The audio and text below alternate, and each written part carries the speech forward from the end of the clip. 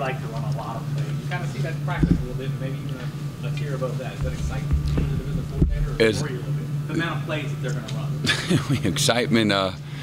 It'll be another challenge, a different kind of challenge this week. They've got a great tempo, a good system. They know what they're doing, precise with what they're doing, both running and throwing, and they're deep at the skill position, both receiver and backs. They get a bunch of guys, a bunch of touches, and good athletes in space. So, our guys will. Again, I think we have a little familiarity just in regards to the tempo, obviously, but I think they snap it faster than anybody that we faced the last couple of years. So it'll be a great challenge for us. Where would you rank last week's effort, the way that you executed in terms of? As a loss. Those losses are all the same. They count the same. So it's just rank it as a loss. Proud of our guys, and wish we could have done more as coaches to help them find a way to win. And we had every opportunity and came up short. So time to move on. And if we would have had a big win, it'd be the same thing. There'd be the distraction of everybody anointing us, playoff contenders and things of that nature. So that's what you fight through during the season, and try to maintain focus and continuing to improve and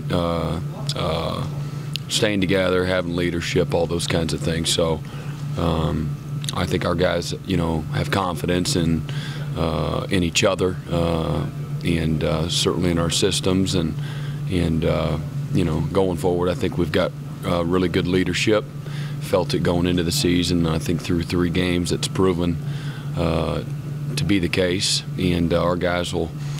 They recognize our backs are against the wall in regards to the ACC, and laying in the weeds, so to speak, here, and try to get them one at a time here. So go after today and try to get one step closer in our preparation, and we're going to need a strong performance Saturday night against a very explosive, North Carolina offense for sure. So that's really where our focus is now. Was this past weekend one of Stefan's better, more active games he's ever had? He was player of the game, and was very reminiscent of the Ohio State type of performance, where he's very confident and kind of a step ahead the whole game. The way the front four won the line of scrimmage, they got to be feeling confident after that. Yeah, I don't think that they were lacking for confidence, but I think they took it personally, what happened here in Death Valley a year ago, and going in, we didn't feel like we really gave ourselves an opportunity to compete and see where we stood against a real quality offensive line. And at the end of the day, they were a much better team than we were a year ago, and so loved our attitude and the preparation. They just went to work, didn't say a whole lot, and let their actions speak loud and clear on Saturday night. What happened on the 2 running plays in overtime? Just over pursuit. Going one way, they went. Yeah, they had a nice little bend back play, a little radar play with the fullback coming back, and just we didn't fall back quick enough. On those 2 plays, are you kind of telling them you got to try to go get a turnover? All he needs a field. Yeah, rip at the ball, get the ball back. Yep. North Carolina's down a couple of offensive linemen. They were out one, lost one this past Saturday in East Carolina. Does that kind of change things for you to put pressure on Williams right off? They get rid of the ball so fast, and they snap it so fast. You don't have a whole lot of time to do anything. Hopefully you can get your hand in the dirt and play some technique and put your eyes where they belong, to be honest with you. So, I think that's a system that's the reason they want to snap it that fast is to try to, dumb you down a little bit and not let you pin your ears back. And they do, again, they're averaging more, more attempts at running than they are throwing. And a lot of the quick throws when they do throw, and a lot of screens. And so I think you have to pick and choose your spots. And so this is a much different style of a spread offense than what we saw a week ago. And obviously a week ago they're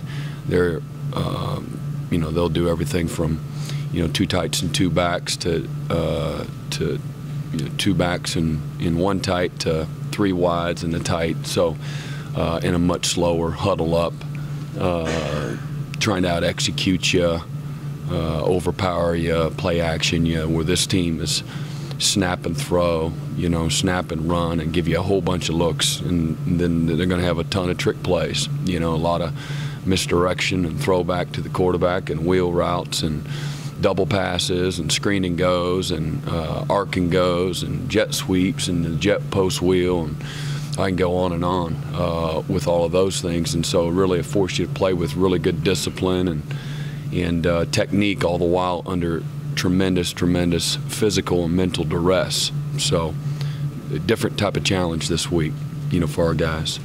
McKenzie, not remembering the situation. That being said, you still got to play hard, tough, physical. You got to tackle well, and you do have to disrupt the quarterback.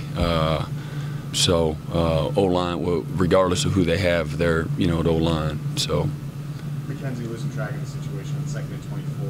What he didn't really. That's my fault. Again, I just we're in quarters coverage, and in the trips coverage, the free safety is responsible for number 3 vertical, and then he can gain some help. McKenzie can gain some help by him, but just a bad guess. We've been heating him up, and quarters is good for a lot of things, but it's a little bit more vanilla and protect you for verticals and deep shots, particularly with their tight end, and then any of the trick screens and things like that, pressure relievers. We've just guessed wrong. It's a bad call. So I'll say this, he'd been in that type of coverage the whole night and been kicking butt, and that was a big reason. The way the secondary played and the way those corners played is a big reason why we were in the position we were and playing the way we were. But you got to give him some help. I should have been smarter than that. Looks like when Green got past him, McKenzie, that he just lost his footing, but he seems to have that closing speed. Yeah, I think he was in his hip. When you're out there on an island, you can't have leverage every way. You want to be head up and take away certain things by formation and situation and backfield sets, things like that. But he was in his hip, and that's part of the game, man. That happens, and unfortunately, it happened at a tough time, and that's where they were going with the ball. So. His attitude and the mentality he brings out there kind of infectious with the overall. I think so. I think he's got a focus and a maturity to him in the secondary room, along with Robert and some other guys that are growing up real fast. I think Gary Peters recognizes this, and Martin Jenkins, this is their senior year. And, it's in jack around time. This is time to, play at the highest level and be good leaders for us. And I think they've got great respect for the process and how you play well, and for the game itself and for the opponent. So, I'd like to believe that that's infectious, and that. I think that group as a whole has had more focus than any time that I've been here, and that is a tribute to Mike Reed, and he's a pretty focused guy, and very demanding from those guys. Mobility of quarterback this week. You guys haven't had to face somebody like him yet. What does he bring to the table in terms of your room, your meeting room? Well, it's the design quarterback run is always tough because they always have an extra hat in their world, and so that's always hard.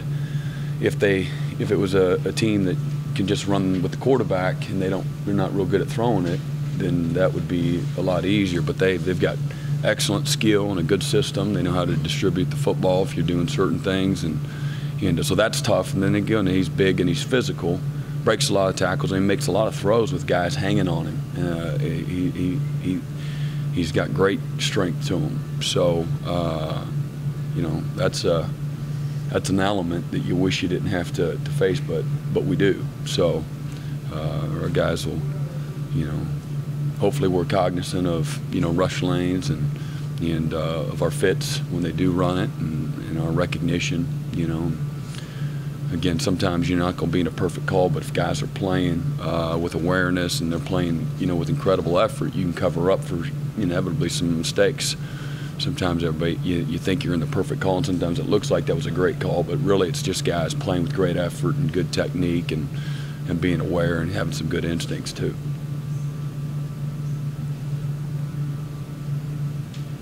What is it about their offense when they spread you horizontal?